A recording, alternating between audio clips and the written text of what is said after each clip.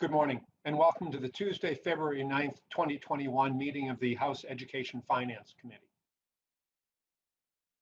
Remote hearings such as this are held in accordance with House Rule 10.01.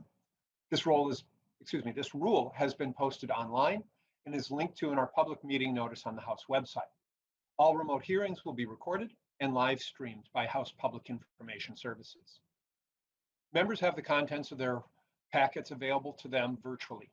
And for the public, these same meeting materials have been posted online. Members, if you're looking for all these items in one place, they are attached to the calendar event you have that Ms. Burt sent for this meeting today. To get on the list to be recognized by the chair, members using the Zoom interface have the ability to raise their hand via the app. Ms. Burt will place your name on the list to be recognized. Would the committee legislative assistant, Ms. Sunderland, please take the roll? Chair Dabney. Present. Vice Chair Sandsted. Present. Representative Kresha. Present. Representative Bennett. Present. Representative Daniels. Present. Representative Damath. Present. Representative Drazkowski. Present. Representative Erickson. Present. Representative Feist. Present. Representative Jordan. Present. Representative Marquardt. Present. Representative Mueller. Present. Representative Richardson. Present. Representative Thompson. Representative Wolgamott. Wolgamott, present. Representative Zhang. Representative Zhang. Representative Youakim. Representative Youakim. And that is the roll, and we do have a quorum. Thank you, Ms. Sunderland. Representative Jordan, have you had the opportunity to review the minutes from our Thursday, February 4th meeting? And if so, would you like to move approval of the minutes? I actually have not had a chance to review the minutes, sorry. All right, Representative Wolgamott, have you had the opportunity to review the minutes? Mr. Chair, as a matter of fact, I did review the minutes and I would like to move their approval. Thank you very much.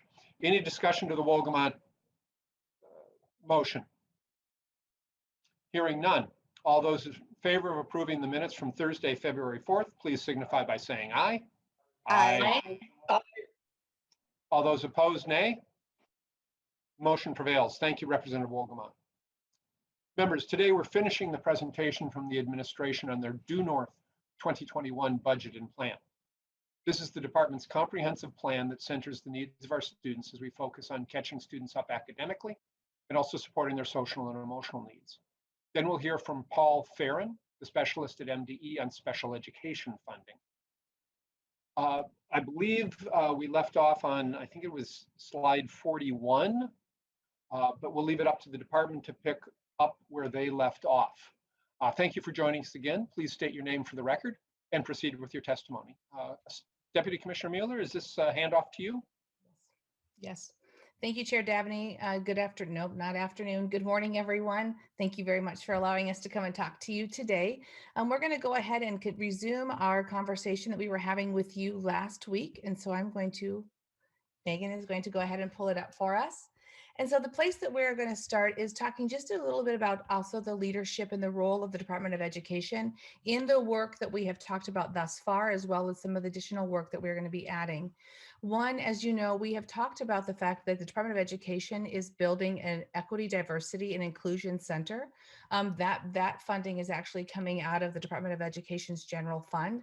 But the way that it works specifically with this, with the education plan, with the Due North education plan, is first and foremost to look at developing and providing anti-bias professional development for our schools and our staffs across the state in the forms of grants, as well as building trauma-informed grants so that we are continuing to support students' mental health and well-being as we are growing into our fall, going into 2022.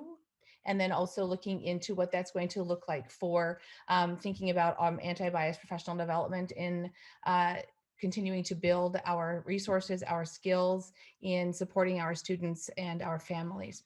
Also expanding language access for families. We recognize that one of the pieces we learned throughout this pandemic is our ability to communicate quickly in multiple languages is hindered by our lack of having the ability to be able to do that in the Department of Education. And so we really need to grow that opportunity. So this is one of the pieces we also want to be able to expand.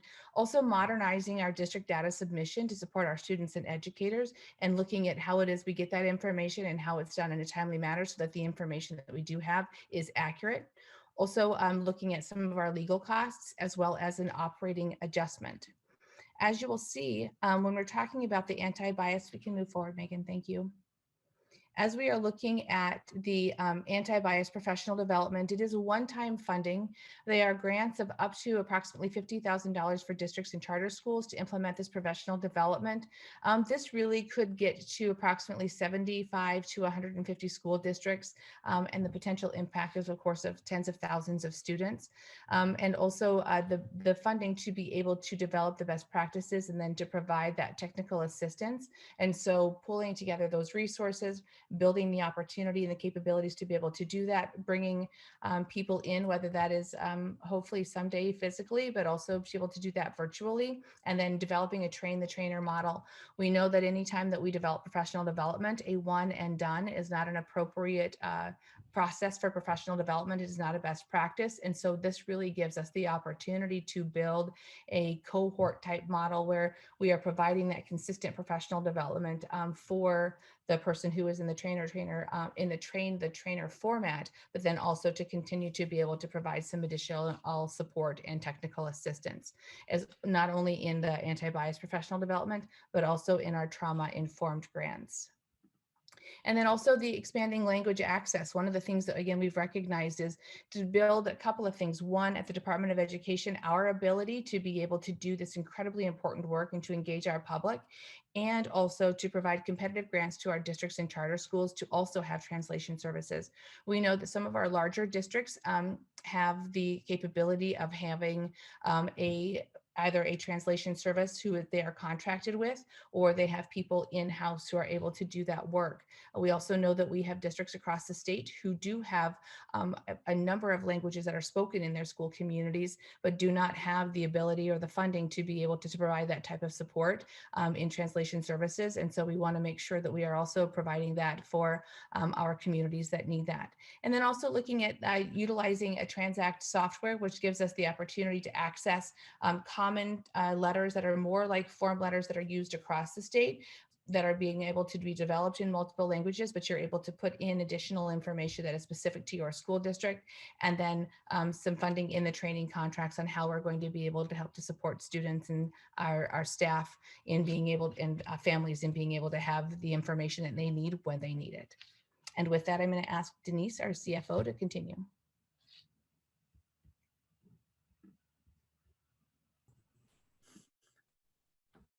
Good morning, Chair Daphne and members. For the record, my name is Denise Anderson, and I am the Chief Financial Officer at the Department of Education. Thank you for joining us, Ms. Anderson. Thank you. The next proposal in this section is to implement and expand the data collection and integration system known as EdFi. EdFi technology was initiated to support the department's implementation of the 2015 All Kids Count Act. It requires the department to report graduation rates, results of Minnesota comprehensive assessments, and other items by detailed ethnicity for students of color and American Indian students. The implementation of EdFi thus far has been funded through a federal grant. There are currently 153 districts that are actively syncing to EdFi, with 40 planned to be on board this year. By the 2021 school year, all districts are planned to be utilizing EdFi. This proposal includes $6.6 million over the biennium to support, first of all, the IT services and infrastructure, and also the business intelligence tools that are used to make complex data more easily accessible and understandable, which is a need we've been hearing from families, partners, and policymakers. This proposal also includes funding for resources to reach out to districts and work with them, provide them with the technical assistance and training, documentation to support them in their utilizing Ed5 for their programs. Next slide, please. This next proposal is a two-part proposal. It is needed to fund the legal costs the department is facing. As you know, we are a defendant in several complex lawsuits that have the potential to establish landmark rulings in the state of Minnesota. The first part of this proposal is there was some funding that was appropriated for FY 2021, and because of the timing of these legal costs, they're uncertain and difficult to estimate. There's delays, there's mediation, things going on in the background. So we did not fully utilize the appropriation for 2021. So the first part of this proposal would be to cancel $2 million from the FY 2021 appropriation. The second part of the proposal then would be to allocate $4.5 million for the FY 22-23 biennium. Those costs would be used to cover our legal costs at the Attorney General's office, costs related to discovery, mediation, and other court costs. Thank you, Megan. This next request in the proposal is for an operating adjustment. This one is also a two-part proposal. During FY 21, we had some savings related to the state hiring freeze and some other operating efficiencies. Not being in the building, we don't have building security, some decreased costs related to supplies and fuel. So the first part of this proposal would be to reduce our FY 21 appropriation by 1.252 million. And then for FY 22 and 23, then there would be an operating increase to cover the costs related to healthcare cost increases and other compensation related cost increases.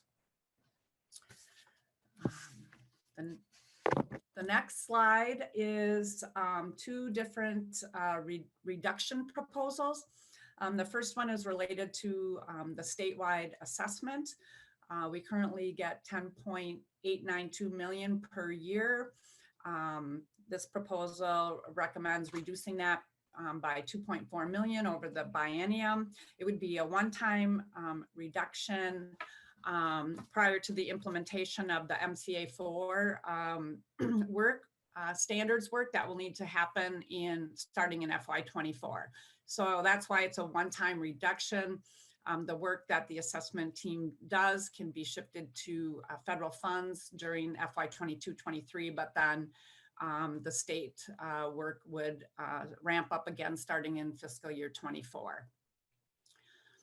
The second reduction proposal is to right-size the college entrance exam reimbursements. This program reimburses school districts and charter schools for the cost of one nationally recognized college entrance exam per student who wishes to take the exam. In previous years, this appropriation has not been fully utilized. Therefore, the $500,000 a year reduction to that appropriation, the remaining funds would be enough to cover the reimbursement request based on the prior year's demands. So we wouldn't be, it wouldn't be impacting any of the reimbursement requests. And then the last slide then in this section, and I believe in our presentation, are some no cost items. The first is a no cost item to establish a library legislation advisory group to review, advise, and make recommendations for rewriting the library statutes. The library statutes have not been reviewed for many years and are outdated and not reflective of changes that are needed in the library field. It's a no-cost item as there would be no per diem or expense reimbursements provided. The second no-cost item is to grant MDE the authority to spend revenue generated by online learning application fees.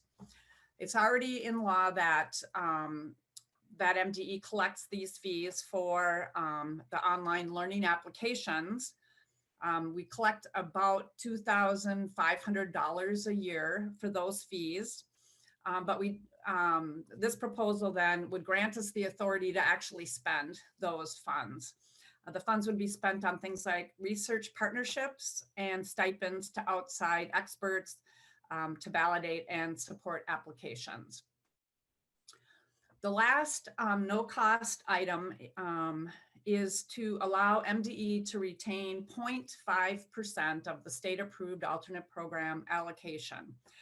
Currently, school districts may retain up to 10% of their SAP funding for their administrative costs. What this proposal would do would be 9.5% would be retained by the districts, and the 0.5% then would be used by MDE to provide SAPs with some new program models and support SAP early to middle college programs. And with that, I believe we're at the end of our presentation and ready for questions. Thank you very much. Thank you, Ms. Anderson. And I see that Representative Kresha has a question.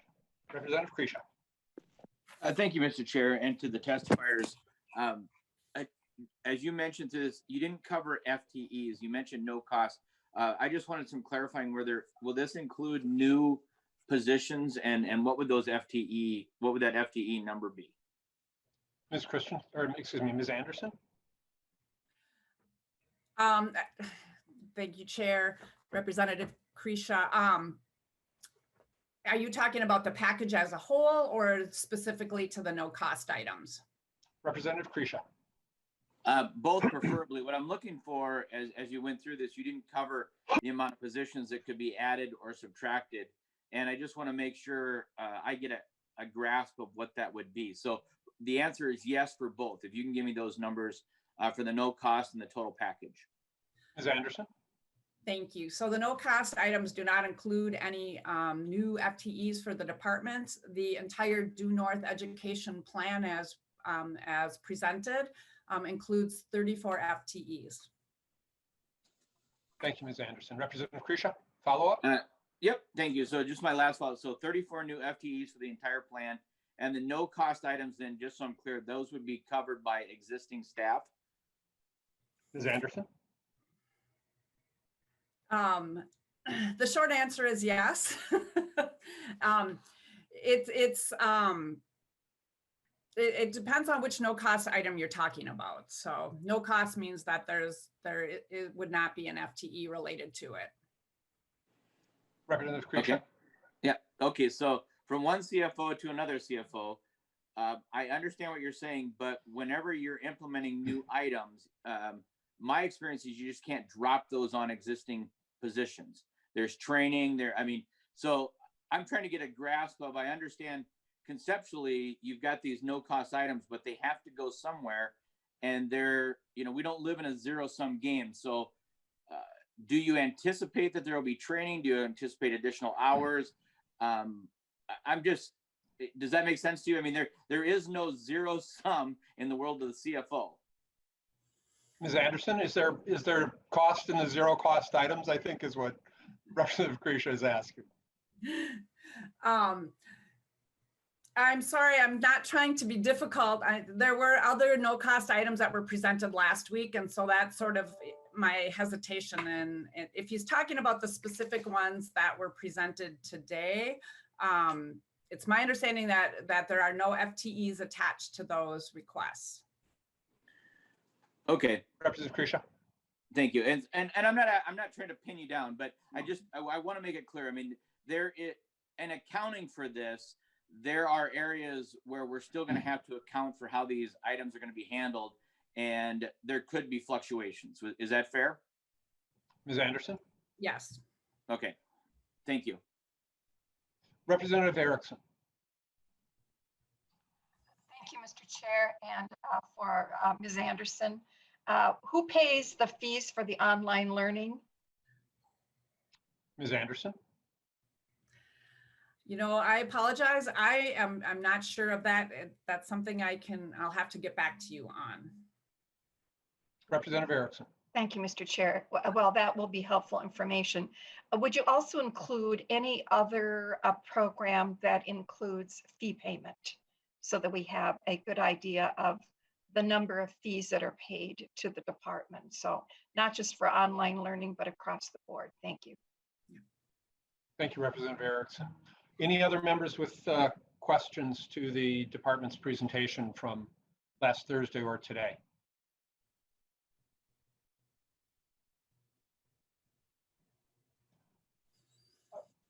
Representative Youakim.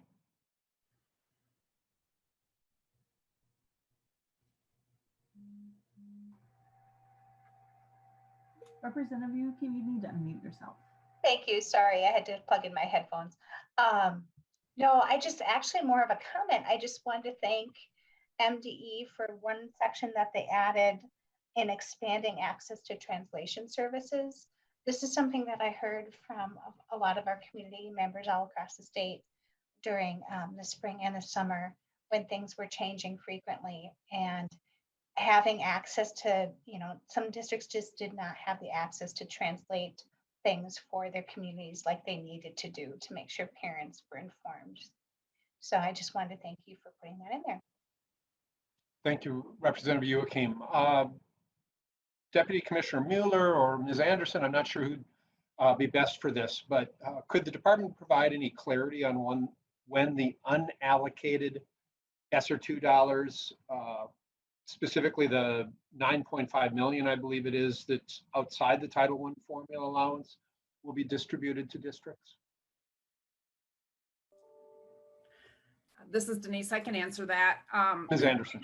Right now, we are working through the LAC approval process for those funds. And in the meantime, we're also working to apply. There's portions of it that we still have to apply to the federal government for the non-public piece.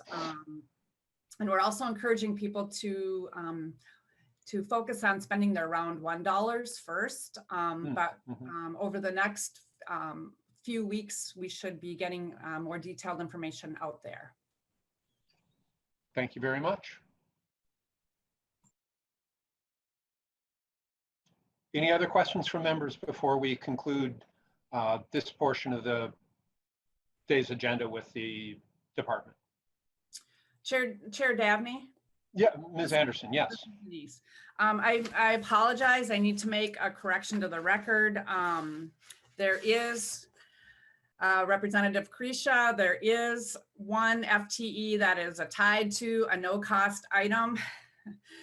I apologize for misspeaking earlier. I didn't have the details in front of me, but the state-approved alternative program, alternate funding request that is going to be utilizing 0.5% of the districts, the 10% that went to the districts. So that does include one new FTE. It's considered a no-cost item because the appropriation for that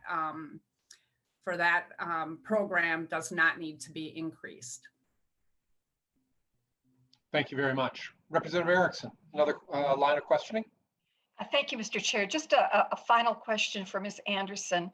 Will the department provide us with the data from districts as to how they used all the federal dollars that have flowed in during the pandemic, including the GEARS and the other, the COVID funds, et cetera? Ms. Anderson? Chair Dabney, Representative Erickson, we are working on some different reports to be able to provide, and including a dashboard. So we will be getting that out. Thank you, Mr. Chair. That'll be very helpful. Thank you, Representative Erickson. Ms. Anderson, will we have the same level of transparency over spending by the private schools that receive federal funds through the department?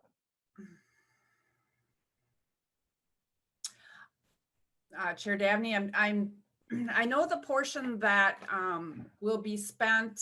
Yes, I believe there will be, because the schools, the portion that goes through the districts as a part of the equitable share, which is in the round one, the school districts will be able to report through UFARs, that portion. And then the gear funding that goes directly to the non-publics in round two, we will have a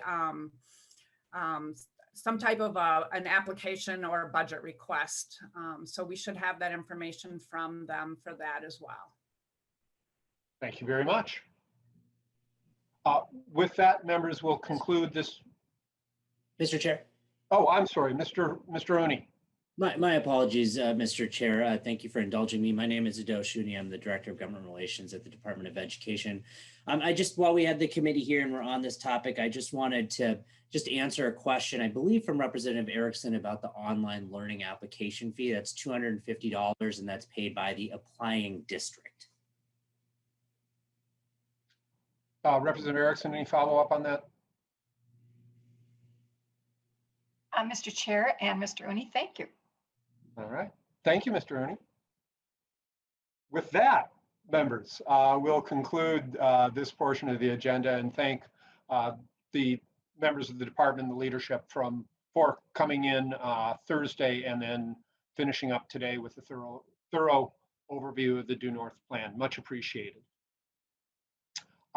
Ms. Burt, is Mr. Farron in the room? Not quite yet. Okay.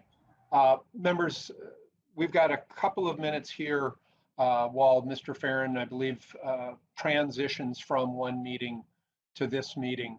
He is the Supervisor of Special Education Funding and Data with the Department of Education. So we'll pause for hopefully just a minute or two while he makes that transition. Thank you.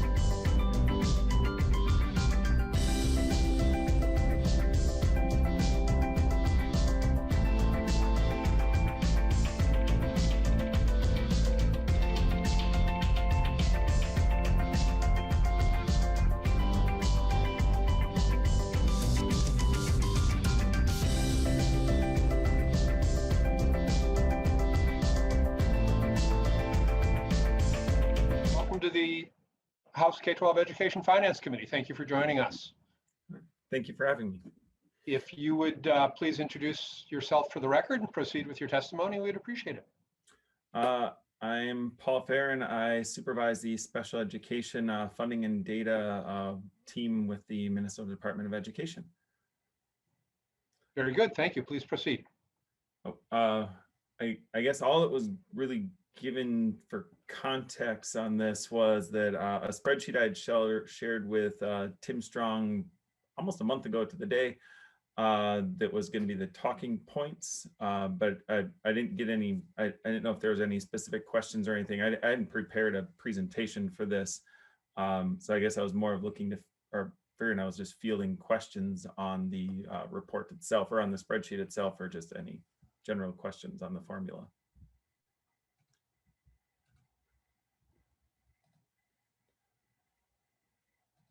Would you be able, Mr. Strom? Mr. Chair, members, Paul Farron of the department has prepared two documents that might be quite helpful to the committee. The first of those is the statewide summary sheet that's in his presentation, and Ms. Burt, I think, can share that on the screen. This shows what's changed at the statewide level, and perhaps Mr. Farron would walk through these columns with us and rows and give the folks on the committee a general view of where the costs are at, where the state aid is at, and how that's changing from year to year. Yep, that works for me. And this can, I can just move this. Thank you, Mr. Farron. Thank you, Mr. Strom. That works. Yeah, so with the screen up, I guess is probably the easiest one to work with. I just went back to fiscal year 13 as a starting point, but probably for the most part, most of the discussion is fiscal year 19, which is final at the time of the November forecast. And with building the November forecast itself, usually what we are doing is for the school districts, which about half of them, actually about 63% of them, their UFARs, finance data, along with what they report in our other systems, CEDRA, we're within 2% of each other. We're using then the greater of the two in place for then their fiscal year 20 expenditures. For all the other ones where their data was not final and not within 2%, then it's just using the typical final fiscal year 19 and then forecasted forward to come up with expenditures for fiscal year 20 and all later years. This is mostly done by calculating 4 or 5 year, depending on which time it is. Right now it's been a 4-year for the November forecast, running average of where special education expenditures have grown between school districts, charters, and cooperatives. So each type is treated independently because we've seen over at least the last 4 or 5 years, expenditure growth has dramatically changed between the 3 entity types. And then on top of that, we also are using in the total adjusted aid and forecasted ADM for every one of the years for school districts that are growing, because generally as schools are growing, that also then is going to correlate to a larger special ed population. Larger special ed population generally means more costs. And so for forecasting out the individual districts, it's looking at either whether we had close enough to final 20 data to use during the November forecast. If not, it's their 19 projected forward at that average growth rate for districts, charters, cooperatives. And when I say cooperatives, I pretty much mean like all education districts, special ed cooperatives, the intermediates, any entity type other than a district or a charter school. So that's basically how the expenditure side of it gets forecasted out for every given year. Usually whenever we're talking in the long run discussing the cross subsidy, there's 2 versions of it. There's the version that's specific in statute that calls out just special education, which then since the ADSYS program and along with transportation for students that are placed in care and treatment, homeless and 504 plan kids, are also part of the special ed formula. We back out those expenditures and corresponding aids to come up with actual total state's program special education costs and special ed transportation. So that's basically what the deducting the ADSIS piece is that's the cost of ADSIS growing at its usual rate, which has been just forecasted in of looking at what most recent prior years have been growth at, along with a pupil piece. Transportation costs is a separate forecast, would probably take far longer just to go through. And then deducting out the transportation for the 728 kids for those non-public, or not non-public, sorry, for the homeless 504 kids, and then pulling in the federal cost. As you can see, the federal cost and federal aids are basically just a wash, money in, money out, as the funds make up just a small portion of the overall aid made available to school and their costs. And it's generally just assumed that we're not turning money back for the most part to the federal government with unspent federal special education funds. And while some districts use prior money for part of this and push some of it forward, in the long run, if they're spending it all, whatever's coming in is going back out.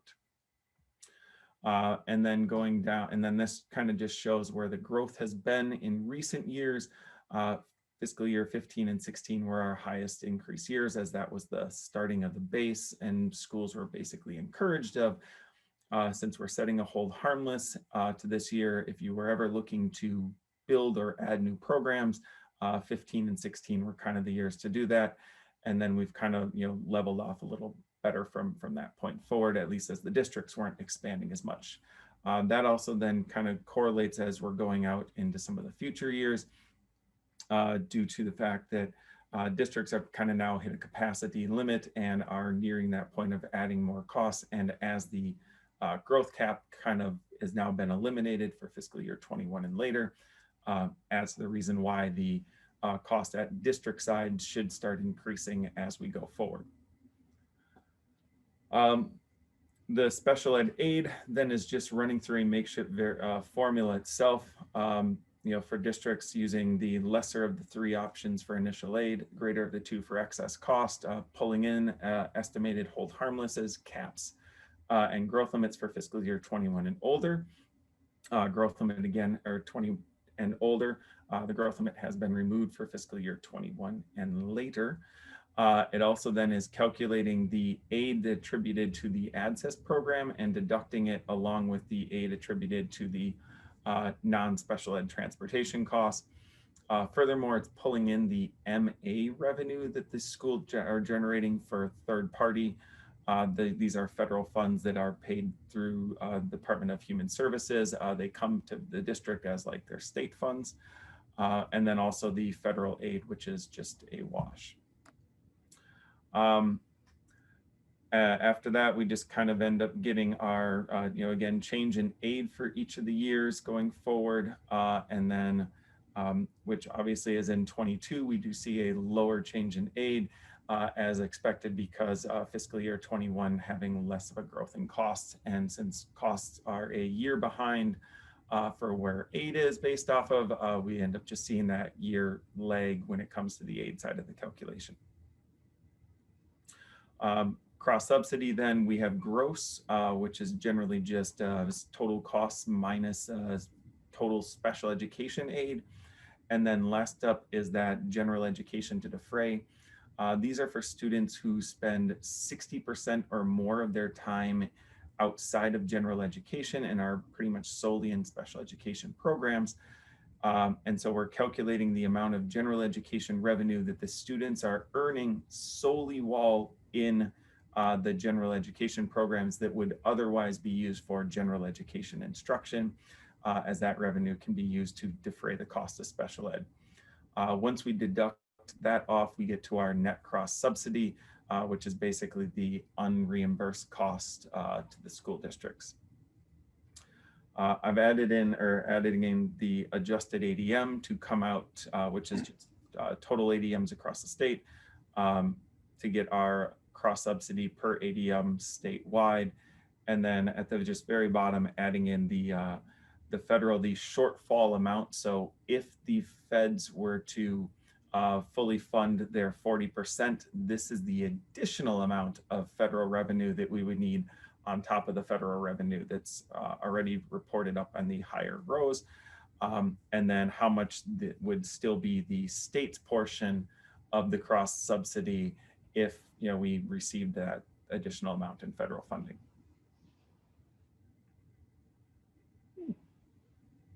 Thank you, Mr. Farron, for walking through that detailed spreadsheet. Representative Drazkowski, you have a question for Mr. Farron? I do, Mr. Chair. Thank you. Thank you, Mr. Farron. Being new to the Education Committee, I'm learning a lot here. One of the things I've heard most from my administrators in schools is the frustration with the cost drivers around special education. Does maybe between Mr. Farron, Mr. Chair, and or anyone else, what is the amount of additional liabilities that state taxpayers have to schools because of the additional special ed requirements that we have in Minnesota above and beyond what the federal mandates are? Is that the bottom line, Mr. Farron, that you went through on your spreadsheet? Mr. Farron? Yes. There's never been a full comprehensive study to look at all the individual items. I know there was the, I believe, 2013 also legislative audit report that laid out, I think, around 200 items where Minnesota law exceeded federal requirements. There really is no way to identify the individual cost of every one of those additional items to then say how much schools are paying above and beyond, which then to correlate out as to how much is going into state special education aid that's costing schools. Usually it's, we just see it as, schools are, no matter what, going to need teachers, paraprofessionals, mental health service providers, OTs, PTs, and speech therapists likewise, to identify out which of those would be able to be eliminated just because we, reduced some of the level of requirements in Minnesota so that we more match the federal, really wouldn't be able to be something we could calculate. Representative Drazkowski? Representative Drazkowski, you're muted. Thank you, Mr. Chair. Are we in now? We can hear you now. Okay, thank you. Thank you, Mr. Chair. So, Mr. Chair, Mr. Farron, if we were to discover what that amount is, I'm seeing here 50% increase in costs in 7 years, which is an amazing acceleration in growth. And that's just the 7 years that are current compared to the 2013 numbers. And you don't have the chart in front of us now.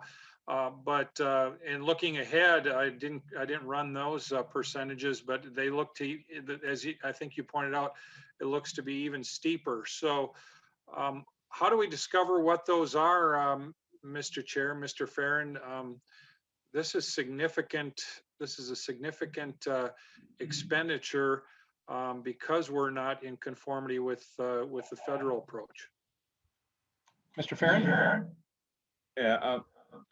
For something like that, I think it would take staff, more of school districts themselves, people from the program sides, to be able to even remotely get into that area to identify staff who are solely there because of the additional requirements that Minnesota law would have, and it would almost have to be on entirely a LEA by LEA basis, with them identifying to be able to, and who could be eliminated, costs that would be reduced solely if those requirements weren't in place. Representative Drazkowski, just a language question there. You said that we were not, now I've lost the terminology, aligned with federal requirements. I think your issue is we are and then we exceed, not that we are not. Am I understanding you correctly? Well, yeah, I use the word conformity, Mr. Chair. Thank We're not aligned with, we're either in Minnesota, we have even more regulations and more requirements, and each of them carries a lot of extra expense, of which it appears now, Mr. Chair, we don't even know how much additional expense is being placed on our school districts because of the fact that we have all these additional requirements that we've written into law over time, many of them probably before me and before you, Mr. Chair. But it's amazing. We're talking about hundreds of millions of dollars here, and we don't even know how much it's costing us because of these additional requirements that we place on school districts. So, Mr. Chair, I'd have one last question. Maybe it's for Mr. Strom. Well, And that is, Representative Drazkowski, let me just stop you just to clarify. Your contention isn't that we're not in conformity with federal law. It's that we exceed conformity. I just wouldn't want someone watching to get the incorrect impression that we're not in conformity with federal law. Okay. We are, but then exceed. Is that? I follow you, Mr. Chair. Yeah, different idea of what conformity is. Yes. Okay. Yeah. Thank you. Yeah, Please I proceed. understand we way exceed the federal requirements here in Minnesota, and it's very costly. And our school districts are telling us about this, and I don't know that we as a legislature have been receptive as to what they are saying. So my question, Mr. Chair, would be maybe to Mr. Strom, how many states align about, I don't know if conformity is the right word, how many states align fairly accurately with the federal requirements, and how many states, sorry, Mr. Chair, and how many states conform pretty close to federal guidelines, and how many states exceed them? Mr. Strom, are you the best person to answer that question for us? Mr. Chair, Representative Drazkowski, that's an interesting question. I'm afraid I don't know the answer to that. Let me check some sources and I'll get back to you with an email to see whether NCSL or ECS or one of the other groups that does 50 state comparisons as a helpful table for us. One thing I would add is that a lot of the differences between state and federal law are hard to identify because the system is built up regarding litigation and other matters in Minnesota around the combination of the two. And simply to say the state were to, if the state were to conform, would require essentially, if the state said we're just using the federal standards, would require the state to basically have a variety of those issues redetermined, relitigated to determine what services are actually necessary. There are some areas where Minnesota has made a choice, and perhaps Mr. Farron would like to speak to a few of these, including the 0 to 3 service and some other children 0 to 3 years of age, and other areas where like that, where there may be some ways to identify, but there would still be state obligations under child find and other things there. But those are certainly some of the areas where our system is more robust than some other states.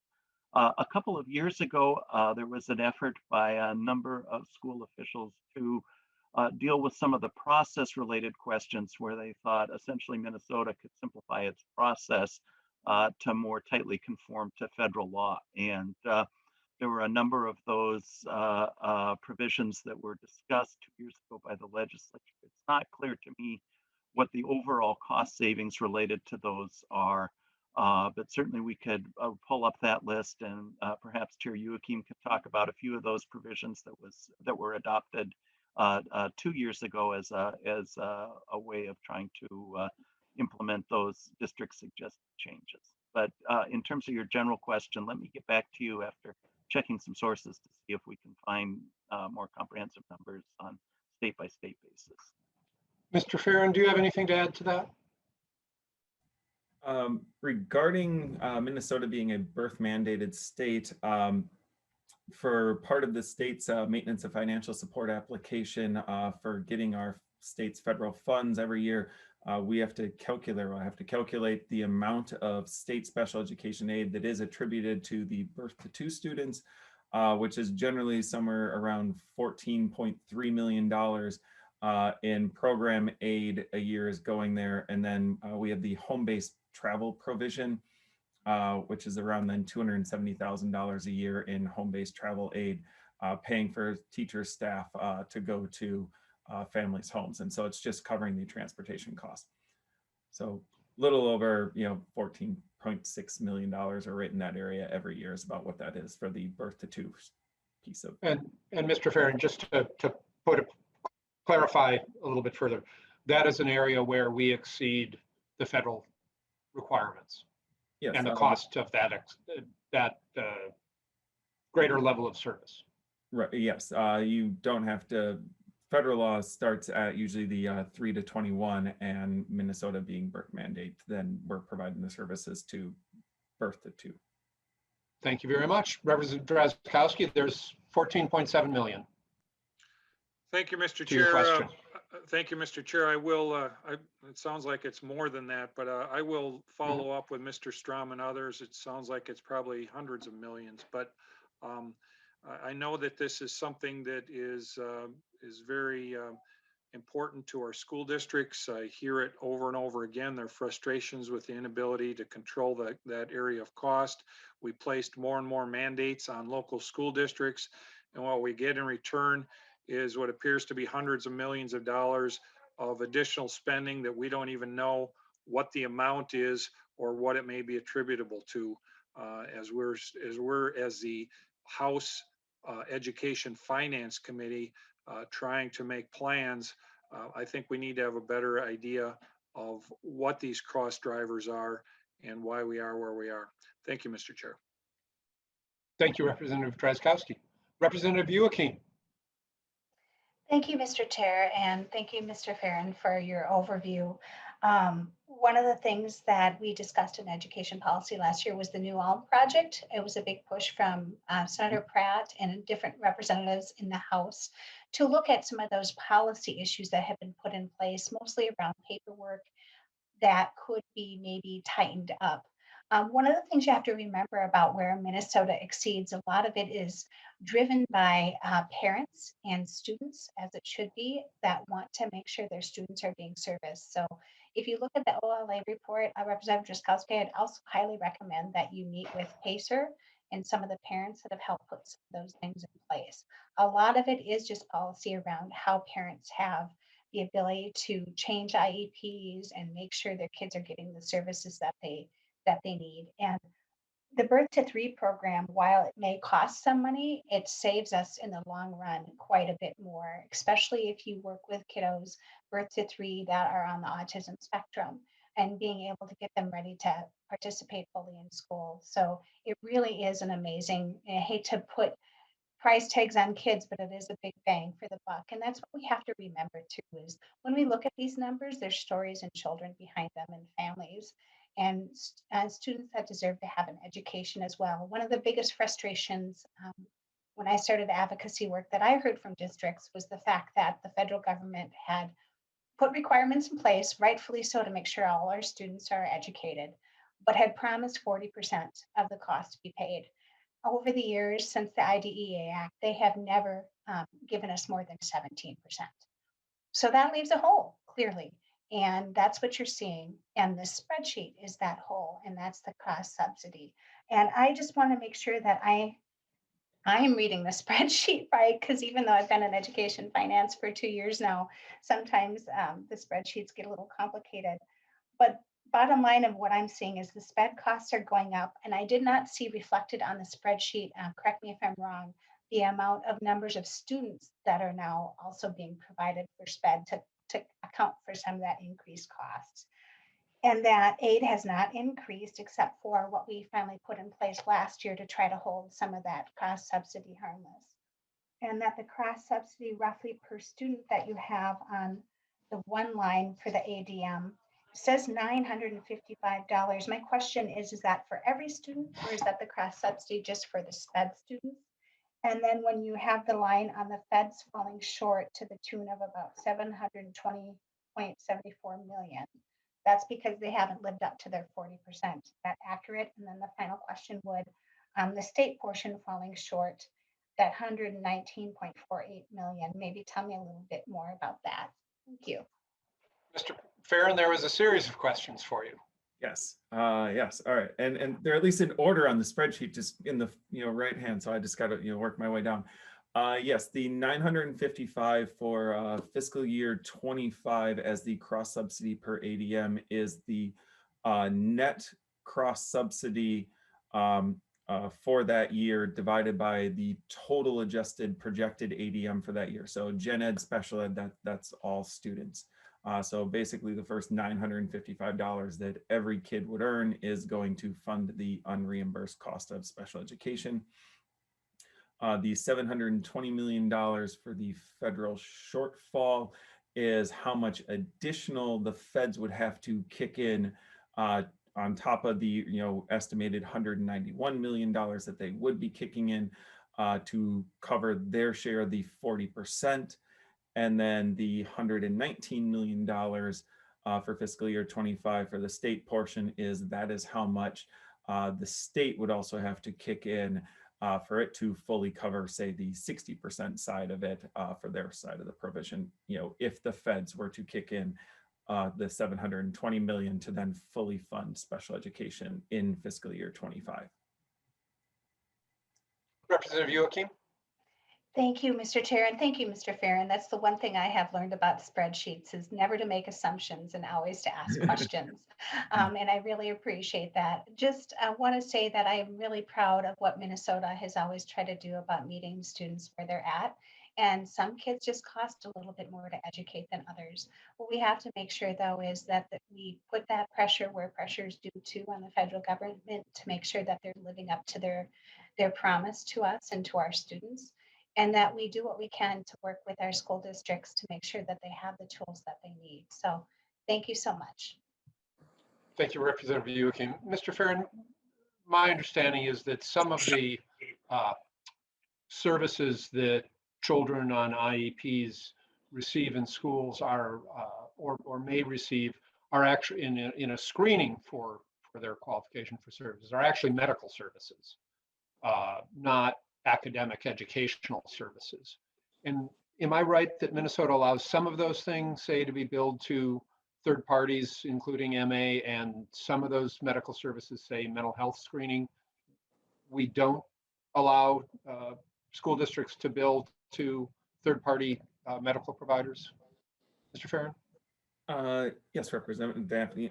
So Minnesota, for schools and for students who have an IEP in place, they are allowed to use the IEP and the services required in there that are also medical type services, physical therapy, occupational therapy. PCA ends up being the bulk of most of it, I believe, over 50%. And so that service being in the IEP, if a student is on MA or family is, they are able to bill those services to the medical assistance fund and get 50% back on their average spend to provide that service. Mental health, which deals usually with the social workers, school psych services. In the state of Minnesota, currently schools besides the IEP have to also go through having a diagnostic assessment, which is quite similar in my understanding to the IEP process and therefore is very costly to be able to do. The schools also need to have staff who are specifically CTSS certified on top of their usually social work or mental health qualified professional licenses, which just makes then very few numbers of schools in the state are actually, go through the diagnostic assessment for each individual kid and then have the staff to be able to do that. There is a few that I believe in north central Minnesota that were contracting with private, companies up there for then doing those services. But I think even some of those are starting to fall back off, as the mental health piece and what Minnesota's billing is usually less than $1.5 million a year in total revenue, compared to, I think we're taking around $54 million in total for the third-party billing revenue. Thank you, Mr. Farron. Representative Creasure, you have a question. I do. Thank you, Mr. Chair. And a comment to this. This is a good line of conversation. And, this problem is not new. I remember back working with then Representative Paul Thiessen as we tried to put a matrix together to understand this level and what we're doing. And through that, you know, as a finance committee, we have to look at the costs, and I know we're trying to get our arms around that. We also find out we're overextended in areas, and there's areas that we exceed where the federal government has asked on special ed. And of course, that creates a cross subsidy. But I think the thing that I want to bring to this conversation is in all of that, if we don't find a way to get our arms around this, the reality of this is not necessarily the ones and zeros that get moved around in the spreadsheets. It's the lack of IEP proficiency and excellency that we're getting to our students. And what we're running into, what I hear all the time that translates into cost, but is more along the lines of special ed teachers who were designed to help their students with their individual needs and were trained in that, are now doing more paperwork and bureaucracy and legal work. And that really does need to be addressed, because at the end of the day, we can look at the costs and we can, you know, Representative Drazkowski's points are in order.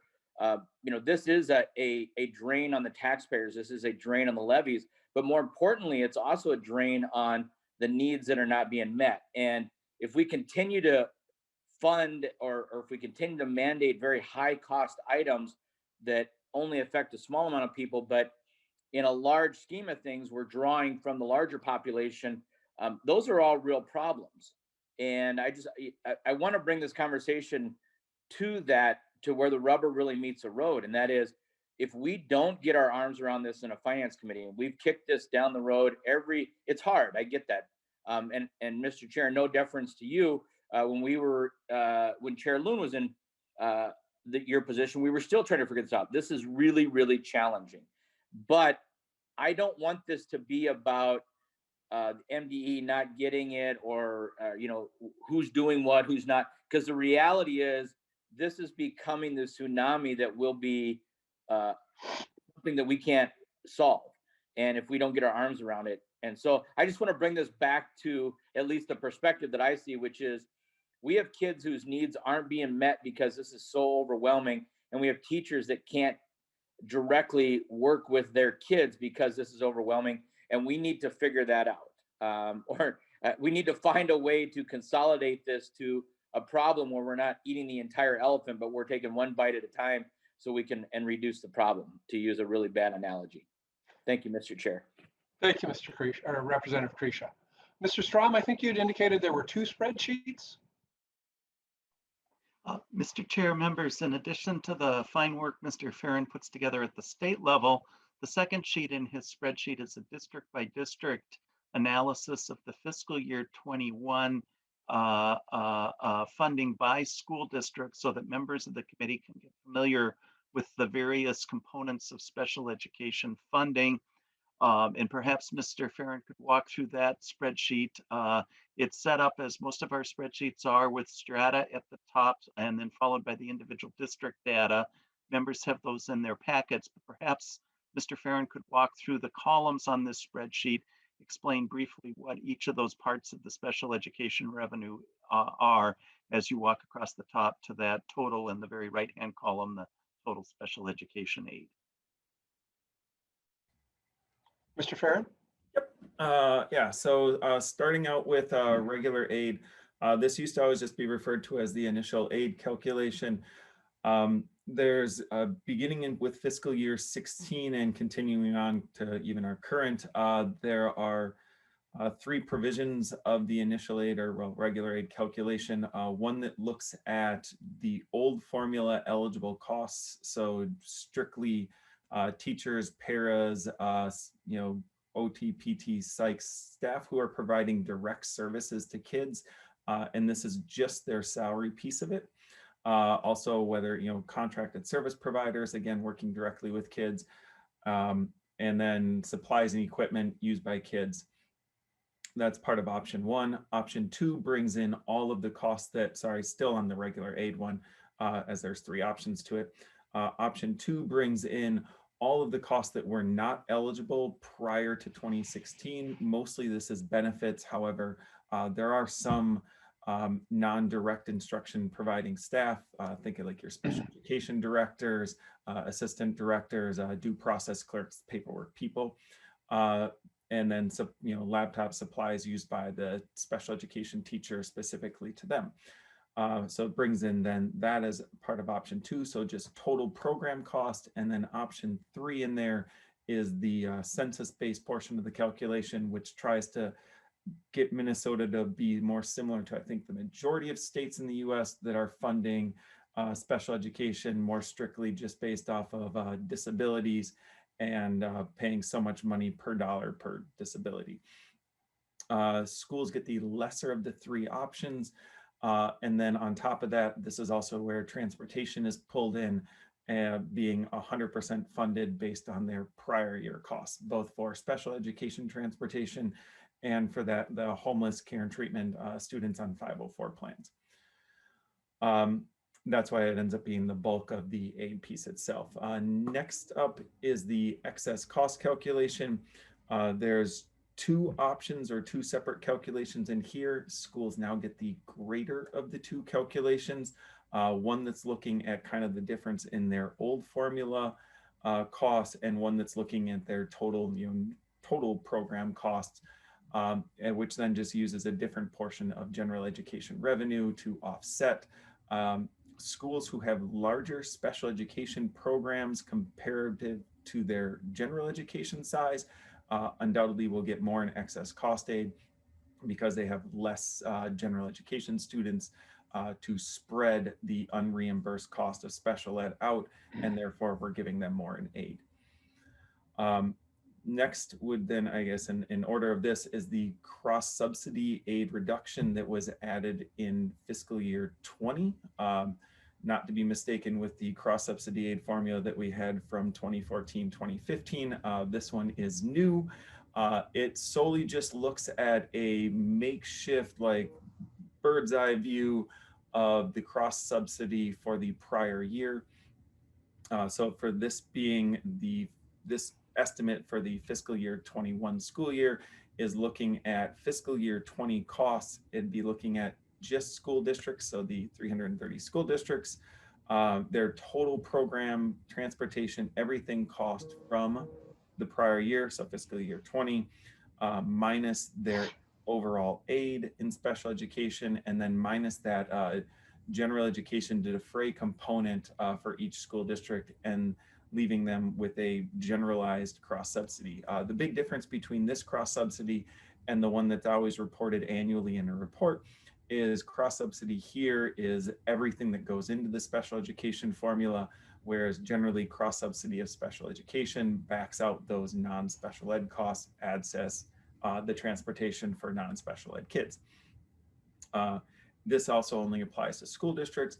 And for fiscal year 21 is once we calculate that unreimbursed amount, it's school districts get 6.43% of that dollar amount to help cover their cross subsidy. It was 2.6% in fiscal year 20, 6.43 in 21, and based on current law holds at the 6.43. Next column is the growth cap. That was eliminated in fiscal year 21. I can hear the number of school districts that are rejoicing just from this alone.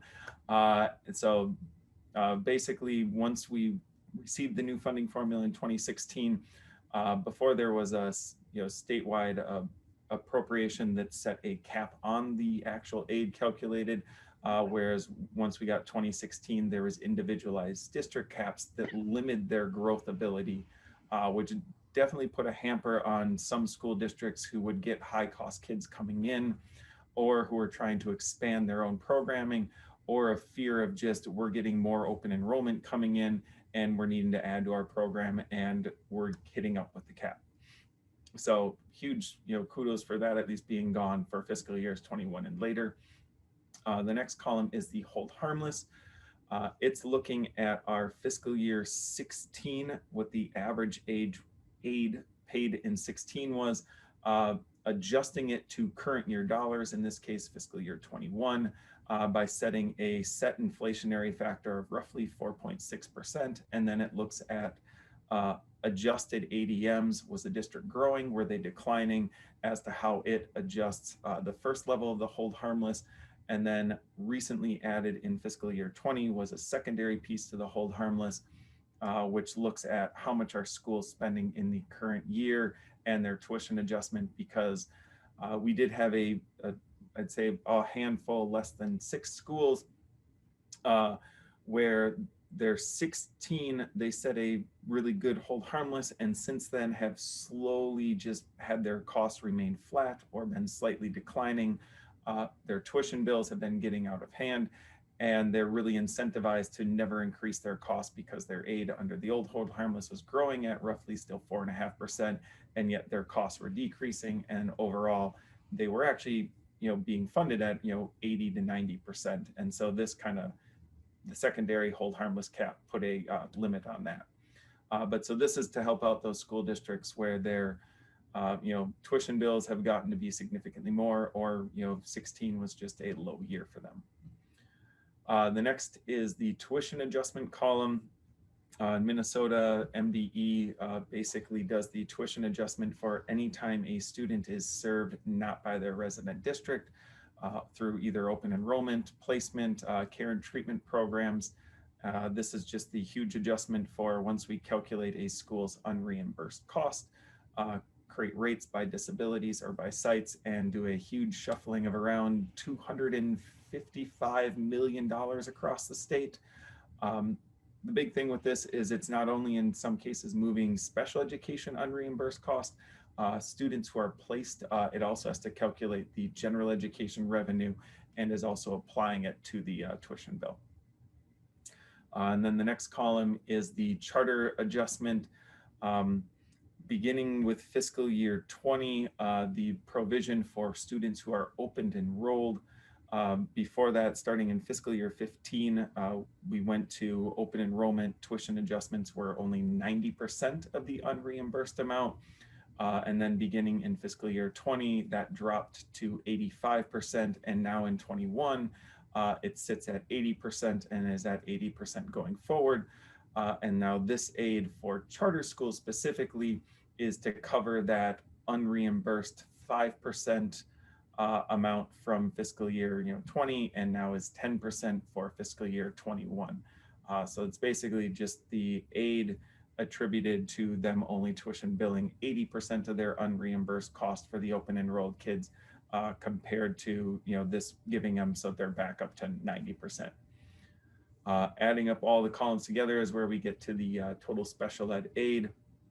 And I should make a note, the $1,758 million number total there is slightly different than the number on the previous spreadsheet for fiscal year 21, because the aid on there is also this number, plus there's a separate appropriation for the special pupil students, wards of the state, and also for the home-based travel, which that total number included, which is not part of this, as this is the separate appropriation just for the main special education formula. Thank you, Mr. Farron. Questions from members? Lot to take in there.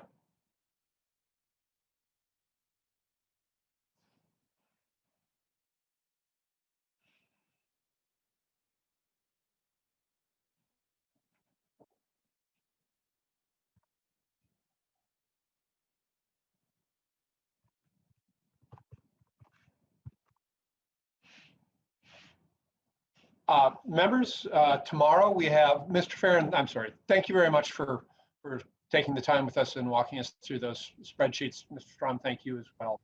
I imagine there's a lot to digest there still, so there may be future questions. Thank you both. Members, tomorrow we have, I believe it's 2 bills on the agenda, and I will look forward to seeing you here again at that time. With that, members, we stand adjourned. Thank you very much.